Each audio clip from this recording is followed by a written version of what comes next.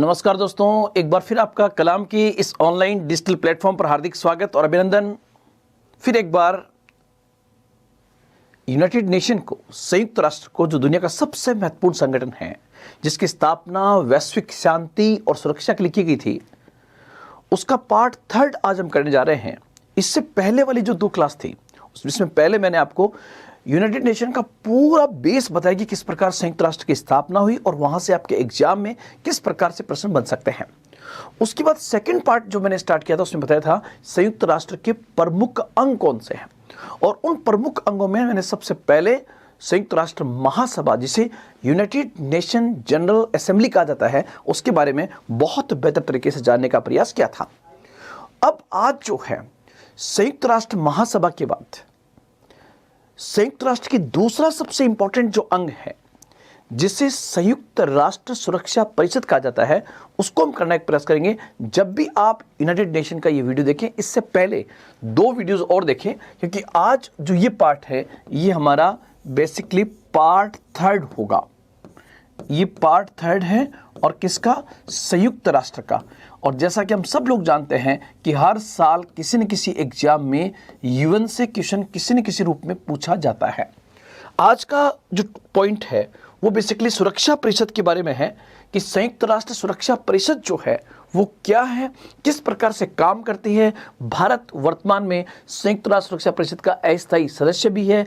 8 बार भारत इसका मेंबर बन चुका है। साथ ही साथ पाकिस्तान सुरक्षा परिषद में क्यों गया और पाकिस्तान को किस प्रकार से वहां पर मात खानी पड़ी, किस प्रकार से चीन ने इशारा किया, उन तमाम चीजों का डिस्कशन भी हम इस क्लास में करने का प्रयास करेंगे। अब दोस्तों, सबसे पहले आप देख सकते हो, ये जो आपको सीनरी दिखाई दे रही है, ये basically United nation security council है, जिसमें किस प्रकार से ये लोग बैठते हैं और बातचीत करते हैं। हम सबसे पहले आगे बढ़े, उससे पहले मैं चाहूँगा कि यहाँ से आपके एग्जाम में किस प्रकार से बन सकते हैं। तो आप देखिए, सबसे पहले मैं यहाँ पर कहूँगा कि जो संयुक्त राष्ट्र सुरक्षा परिषद है, संयुक्त राष्ट्र सुरक्षा परिषद,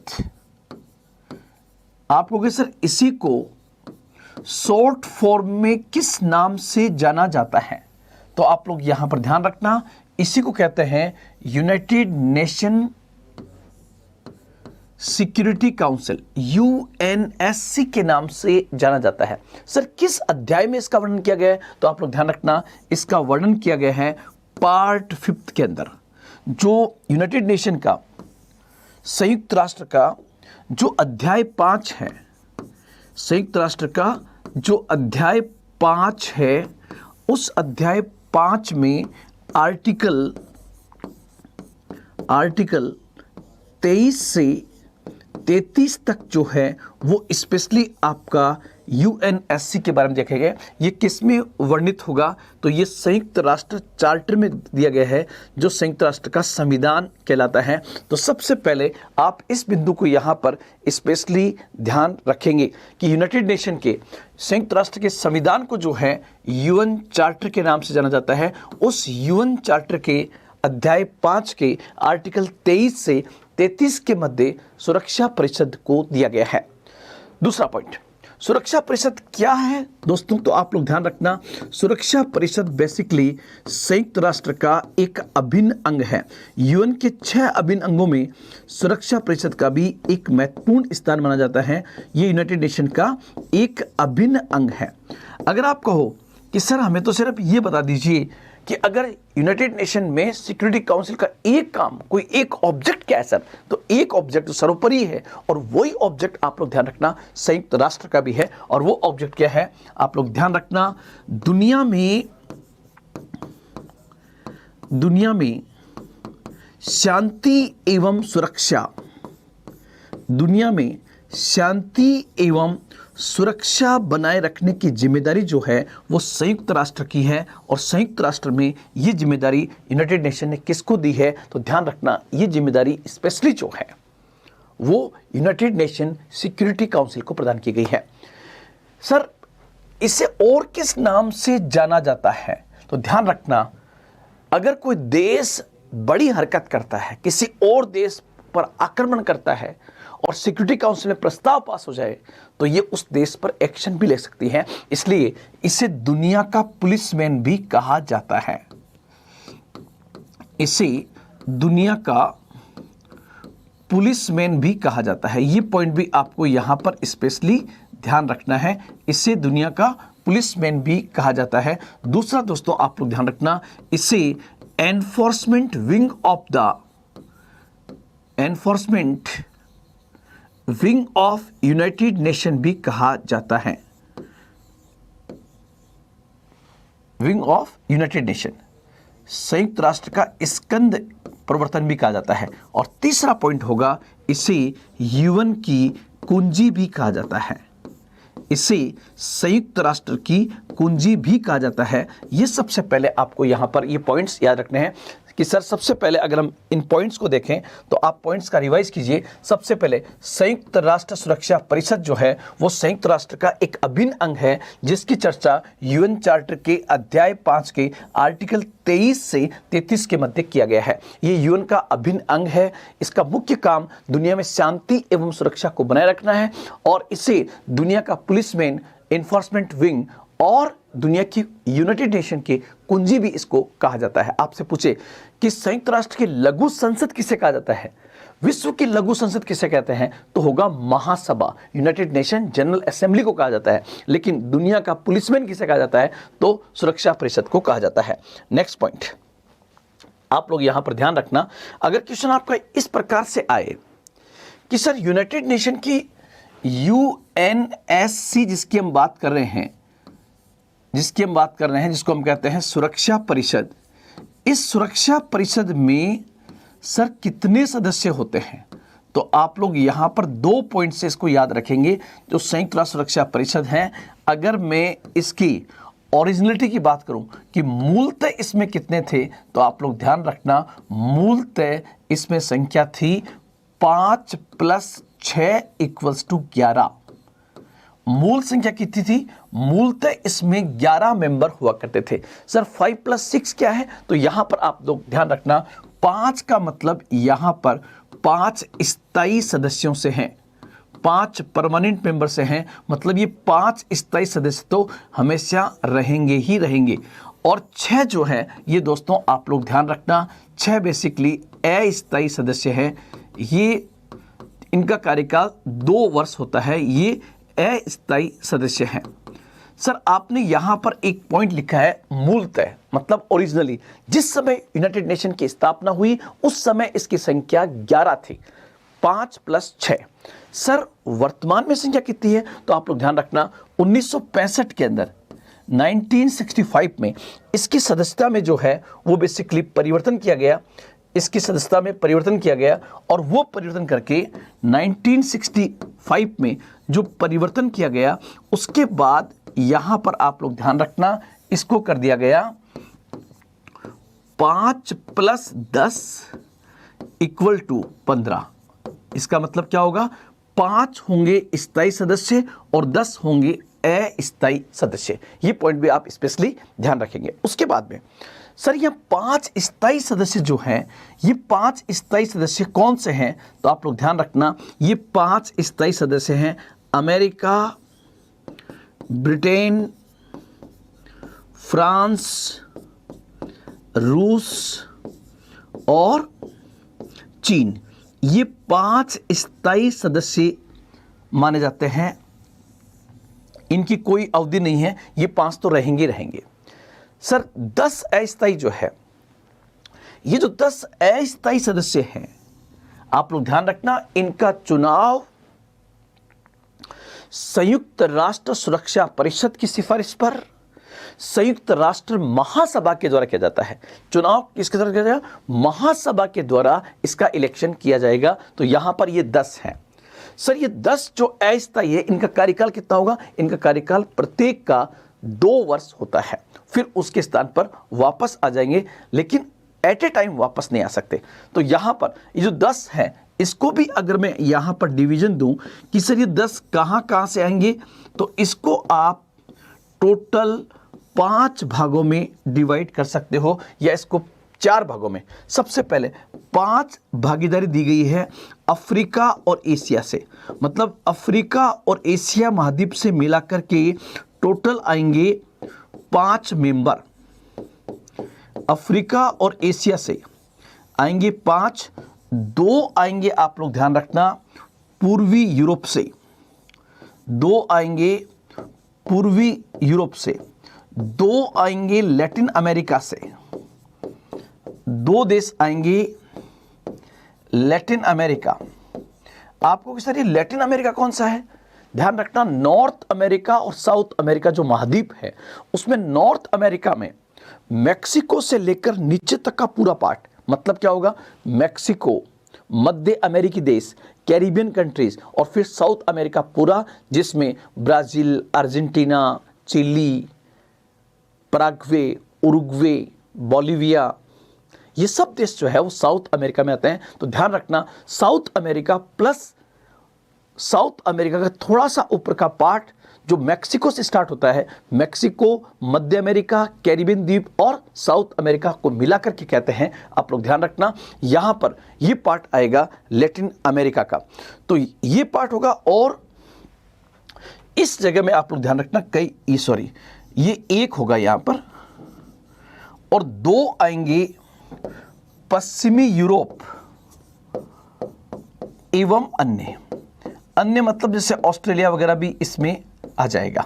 तो यहां पर ये क्षेत्रीय डिवीजन इसका किया गया है। वो क्षेत्रीय डिवीजन जो किया गया है वो आप लोग ध्यान रखना, 10 में 5, 2, 7, 2, 5 और ये 1 है, ध्यान रखना ये 1 है।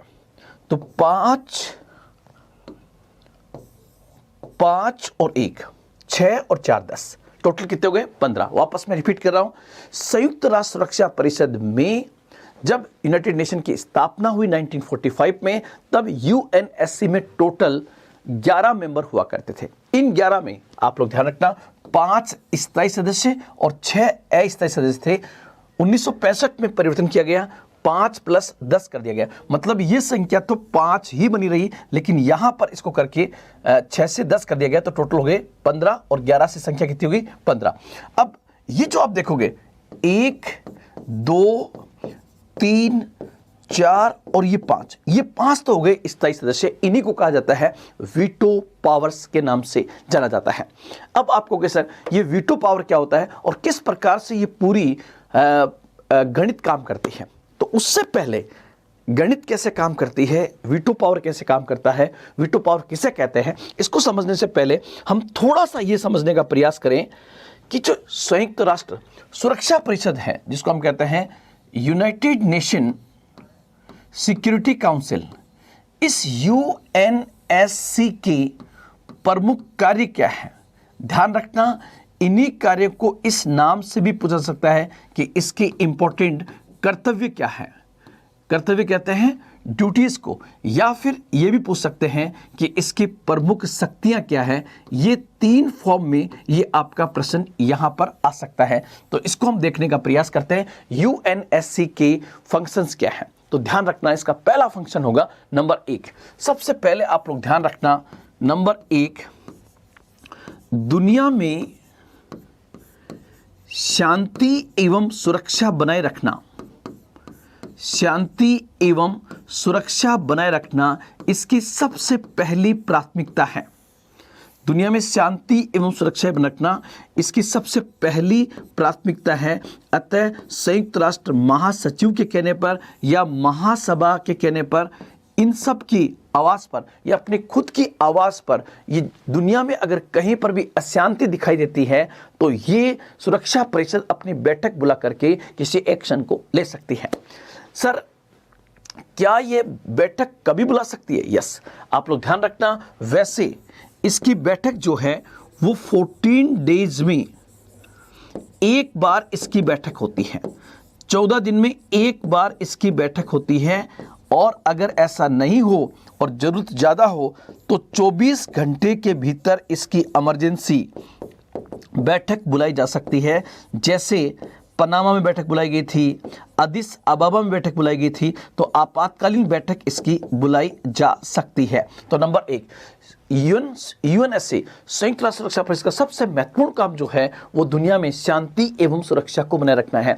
इस क्रम में शांति और सुरक्षा बनाए रखने के लिए अगर कोई कदम इसको उठाना पड़े तो ये तुरंत अपनी बैठक बुला सकती है। जनरली 14 डेज में एक बार इसकी बैठक होती है। साथ ही साथ 24 घंटे के भीतर भी इसकी बैठक बुलाई जा सकती है। दूसरा पॉइंट आप लोग ध्यान रखना, सेकंड पॉइंट जो होगा वो और इंपॉर्टेंट है, और वो क्या है, आपने नाम सुना होगा international court for justice, ICJ। इसी को हम कहते हैं अंतर्राष्ट्रीय न्यायालय। अंतर्राष्ट्रीय न्यायालय जो है, आप लोग ध्यान रखना, ये भी संयुक्त राष्ट्र का एक अभिन्न अंग है। अंतर्राष्ट्रीय न्यायालय, इस अंतर्राष्ट्रीय न्यायालय के जो जज है, उन जजों का चुनाव कैसे होता है, तो आप लोग ध्यान रखना, इन जजों का चुनाव कौन करती है? इन जजों का चुनाव संयुक्त राष्ट्र महासभा के द्वारा किया जाता है। किसके द्वारा? महासभा के द्वारा। लेकिन सर आप तो सुरक्षा परिषद पढ़ा रहे हो, यहां पर महासभा का नाम क्यों लिख रहे हो? तो यहां पर मैंने अगेन सुरक्षा परिषद लिख दिया। इस पॉइंट को क्लियर करना आप लोग देखो, अंतर्राष्ट्रीय न्यायालय के जजों का चुनाव महासभा करती है, लेकिन महासभा केवल उन्हीं नामों में से किसी एक नाम को चुनती है जिसकी सिफारिश, जिसकी रिकमेंडेशन कौन भेजती है? सुरक्षा परिषद। तो आप लोग ध्यान रखना, जज का चुनाव सुरक्षा परिषद की सिफारिश पर, सुरक्षा परिषद की सिफारिश पर, सुरक्षा परिषद की सिफारिश पर महासभा के द्वारा किया जाता है। तो यह पॉइंट आपका यहां पर स्पेशली यहां पर आएगा। इसी प्रकार आप देखोगे तीसरा पॉइंट, तीसरा बिंदु जो है वो आपको याद रखना है, एक संयुक्त राष्ट्र में सबसे बड़ी जो पोस्ट है वो बेसिकली होती है UN महासचिव, संयुक्त राष्ट्र महासचिव। ध्यान रखना, मैं महासचिव को अलग से पढ़ाऊंगा। तो महासचिव का चुनाव जो है कौन करती है? महासचिव का चुनाव संयुक्त राष्ट्र महासभा के द्वारा, यूनाइटेड नेशन जनरल असेंबली जो है इसका चुनाव करती है। महासभा द्वारा निर्वाचित किया जाता है किसको? संयुक्त राष्ट्र महासचिव को। लेकिन ध्यान रखना, महासचिव के लिए सुरक्षा परिषद नाम भेजती है।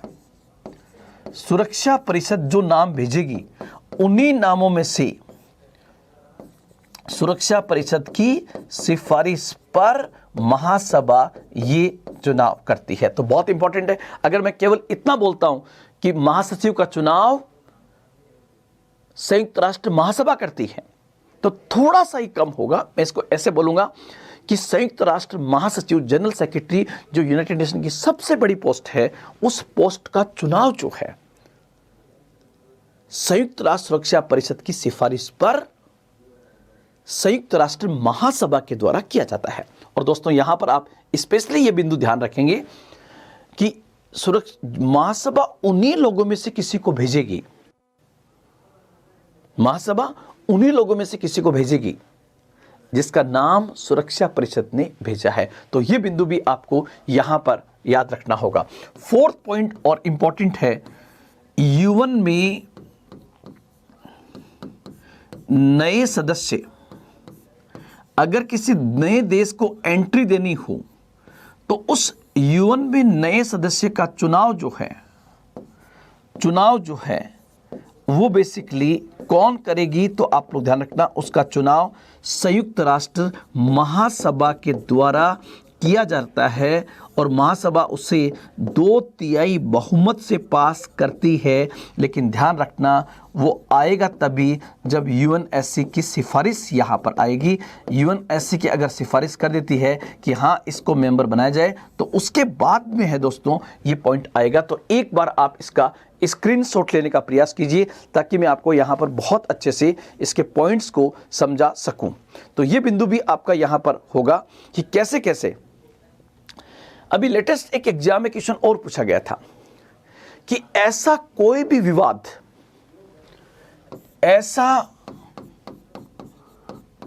विवाद या जांच सुरक्षा परिषद कर सकती है जो संयुक्त राष्ट्र महासभा के सदस्यों के द्वारा वो मुद्दा लाया गया हो और यूएन चार्टर का उसमें उल्लंघन नहीं हो रहा हो, तो इस स्थिति में ऐसे कोई भी विवाद अथवा स्थिति जिससे अंतर्राष्ट्रीय शांति को खतरा पड़ सकता है, अंतर्राष्ट्रीय शांति में खतरा उत्पन्न हो सकता है, उस प्रकार के मामले की जांच जो है वो बेसिकली यूएनएससी कर सकती है, संयुक्त राष्ट्र सुरक्षा परिषद कर सकती है। ये छोटे छोटे बिंदु है, लेकिन आपको यहाँ पर ये याद रखने चाहिए। तो ये पॉइंट आपको यहाँ पर मैंने बताया, ये उसके कार्य, कर्तव्य और शक्तियाँ हैं। और इस नाते ध्यान रखना, जैसे इराक पर कार्रवाई की गई थी, पनामा पे कार्रवाई की गई थी, और अफ्रीका महाद्वीप में बहुत सारी जगह पर आपको पता है कि यूनाइटेड नेशन ने कार्रवाइयाँ की। वो कार्रवाइयाँ किसके माध्यम से होती हैं? तो ध्यान रखना, वो सुरक्षा परिषद में उसकी बहुत बड़ी भूमिका रही है। सर सुरक्षा परिषद है कहाँ पर? तो ध्यान रखना, न्यूयॉर्क के अंदर है। इसका भी कहाँ पर है? तो यहाँ पर इसको भी आप लोग ध्यान रखोगे, न्यूयॉर्क। न्यूयॉर्क किस नदी पर है? न्यूयॉर्क जो है वो बेसिकली हडसन नदी किनारे पर है, अमेरिका के अंदर। और पहले वीडियो मैंने बताया था कि न्यूयॉर्क के अंदर ये ज़मीन जहाँ पर यूनाइटेड नेशन की बिल्डिंग बनी हुई है, जहाँ पर ये इंपॉर्टेंट ऑफिसेस है, ये किस व्यक्ति ने दी थी? ये आप इसका पहला वीडियो मेरा देखने का प्रयास करें, उसमें पूरा दिया हुआ है। अब आते हैं और एक इंपॉर्टेंट पॉइंट, और वो दोस्तों है आपका क्या, कि यहाँ पर वोटिंग कैसे होती है।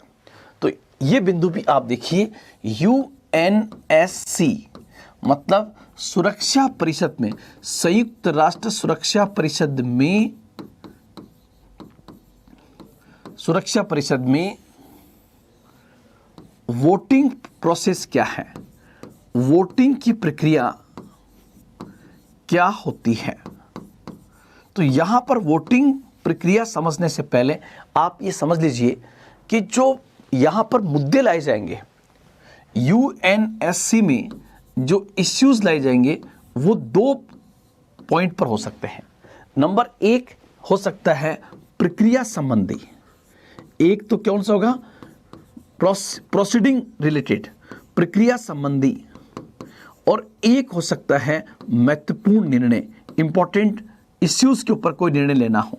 तो यहां पर पहली बात तो मैं यहां पर आपको क्लियर कर दूं कि इन दोनों सब्जेक्ट्स को, इन दोनों इश्यूज को संयुक्त राष्ट्र के चार्टर में क्लियर नहीं किया गया है कि कौन सा प्रक्रिया संबंधी होगा, कौन सा महत्वपूर्ण सब्जेक्ट होगा। इसलिए इसको लेकर भी काफी विवाद होता है। लेकिन आपकी जानकारी के लिए बता दूं, प्रक्रिया संबंधी चीजों में वो चीजें आएंगी जैसे अगर यूएनएससी की बैठक बुलानी है या उसकी जनरली कोई कार्रवाई करनी है, जो जनरल उसकी प्रोसीडिंग है, तो वो आएंगे प्रक्रिया संबंधी। और महत्वपूर्ण निर्णय का मतलब होगा, जैसे मान लीजिए यूक्रेन और रसिया के बीच में युद्ध छिड़ जाता है और उस स्थिति में कोई एक्शन लेना है, तो वहां पर एक्शन के अंदर महत्वपूर्ण निर्णय माना जाएगा, वो इंपॉर्टेंट सब्जेक्ट होगा। अब आप लोग ध्यान कीजिए कि टोटल मेंबर कितने होते हैं? 15। तो बहुमत कितने पर होगा? जिधर 9 हो जाएंगे वो मान लिया जाएगा 9 पर बहुमत है। सेम ऐसे ही महत्वपूर्ण निर्णय पर भी 15 में से 9 जिधर होंगे वो मान लिया जाएगा। लेकिन यहां पर ध्यान रखना कि जो इंपॉर्टेंट सब्जेक्ट होते हैं उसमें 15 में से 9 का होना जरूरी है। लेकिन इन 9 में उन 5 स्थायी सदस्यों का होना जरूरी है। 5 स्थायी सदस्यों का होना जरूरी है। 5 स्थायी सदस्यों का होना जरूरी है। यदि इन 5 में से, यदि इन 5 में से कोई भी एक या अधिक उस प्रस्ताव के खिलाफ जाते हैं, उस प्रस्ताव के खिलाफ जाते हैं, तो इसे वीटो पावर कहते हैं। इसी को हम आप लोग ध्यान रखना, इसी के लिए शब्द आएगा निषेधाधिकार। इसी को वीटो पावर कहते हैं। मतलब क्या होगा, जैसे मान लीजिए कोसोवो एक नया देश बना है यूरोप का, और 15 में से 9 सदस्यों ने यह कह दिया कि यस, कोसोवो को यूनाइटेड नेशन का सदस्य बनाया जाए।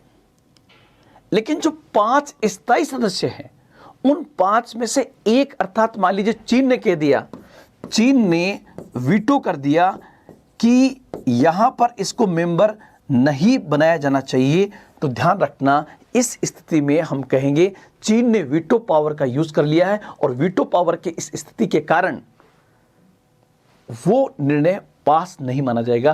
कोई एक वीटो कर दे तो पूरा बहुमत होने के बावजूद भी वो निर्णय पास नहीं हो पाएगा। इसी को हम कहते हैं वीटो पावर। और ये वीटो पावर किसको प्राप्त है, तो ध्यान रखना ये वीटो पावर 5 स्थायी सदस्यों को प्राप्त है, ब्रिटेन, अमेरिका, फ्रांस, रूस और चाइना को।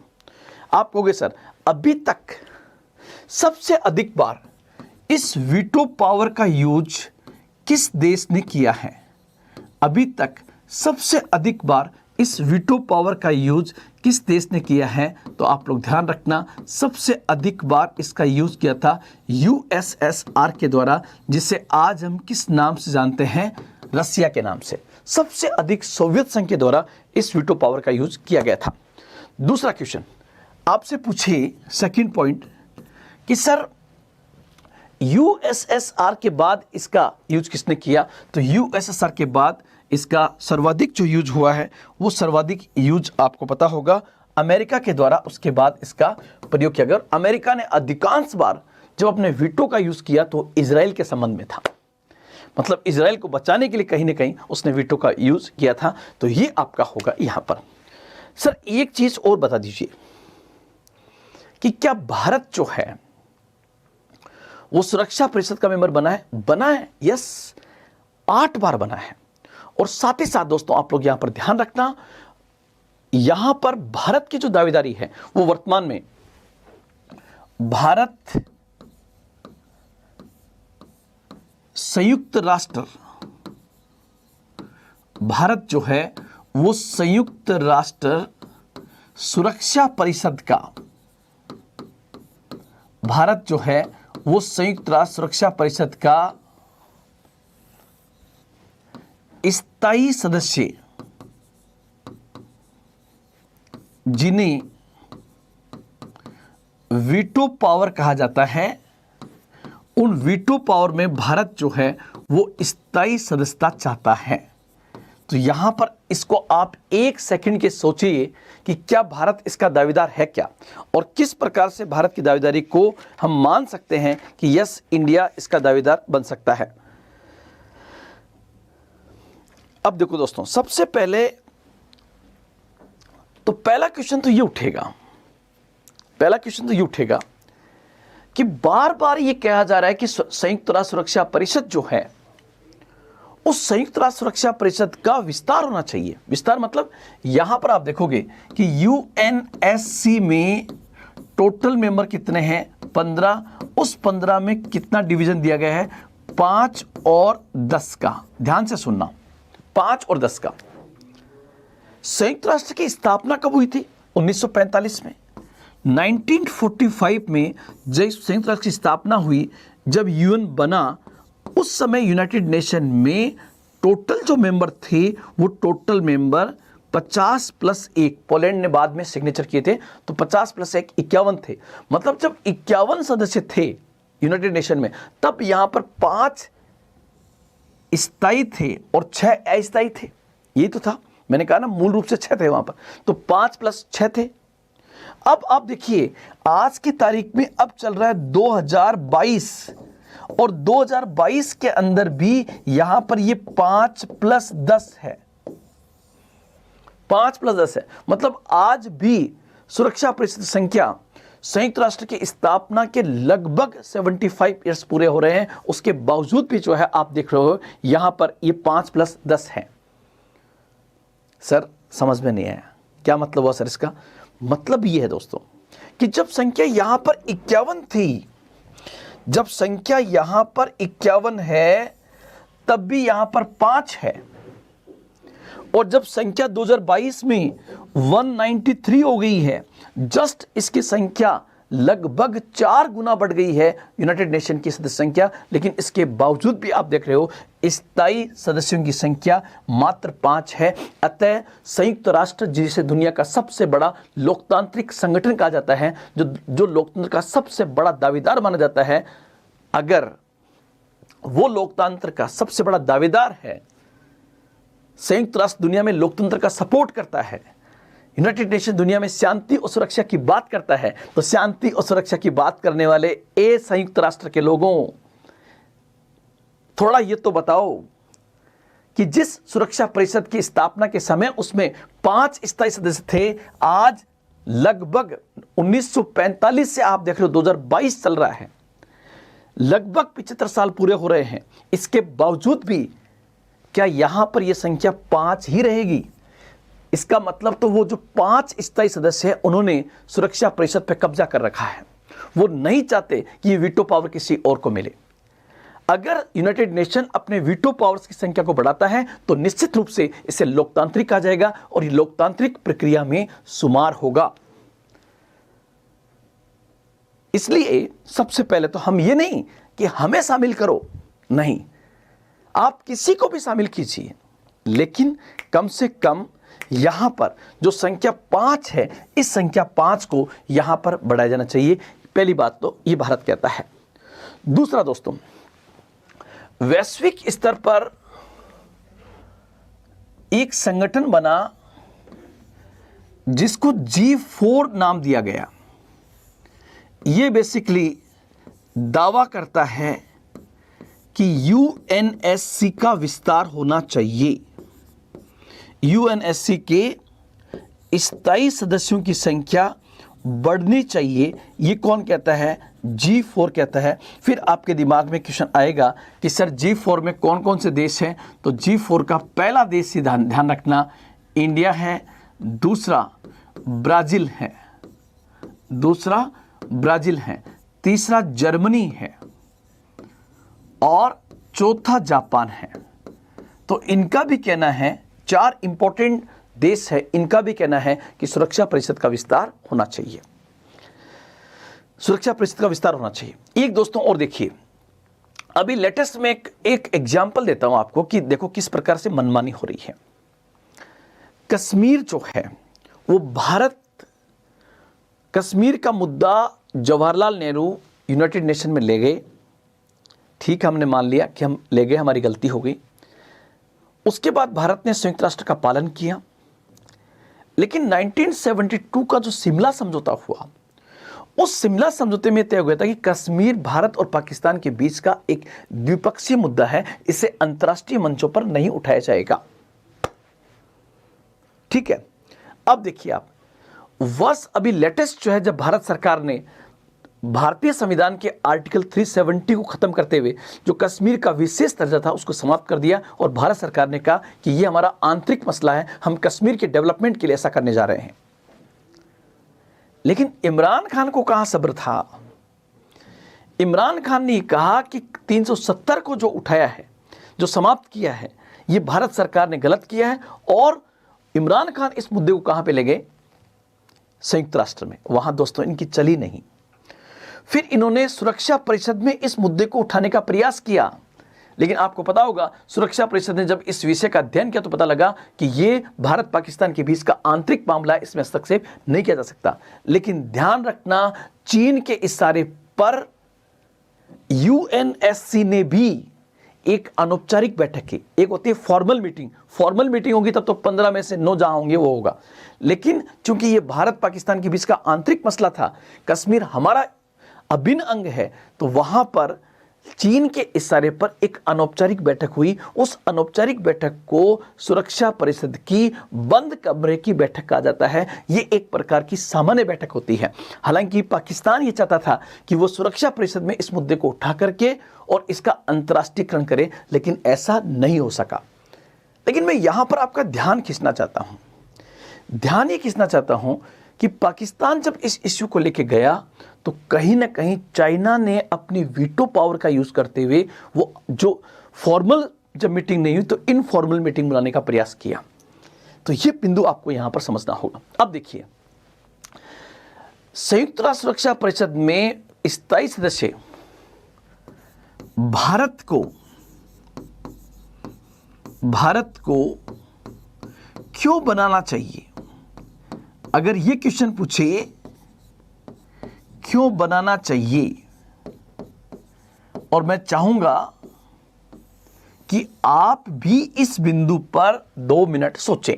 मतलब ये क्वेश्चन आपसे पूछे कि भारत को संयुक्त राष्ट्र सुरक्षा परिषद में स्थायी सदस्यता क्यों मिलनी चाहिए, तो उसका उत्तर जो होगा दोस्तों, नंबर 1 आप देखोगे जनसंख्या के दृष्टिकोण से।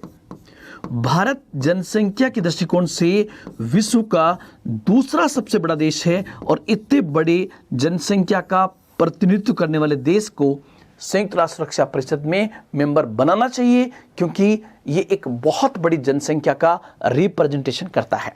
दूसरा, जनसंख्या का तो करता ही करता है, साथ ही साथ दुनिया का सबसे बड़ा लोकतांत्रिक देश है, the biggest democratic country of the world. ध्यान रखना, चीन के अंदर डेमोक्रेसी नहीं है, भारत के अंदर डेमोक्रेसी है। साथ ही साथ ये दुनिया की 5वीं सबसे बड़ी अर्थव्यवस्था है।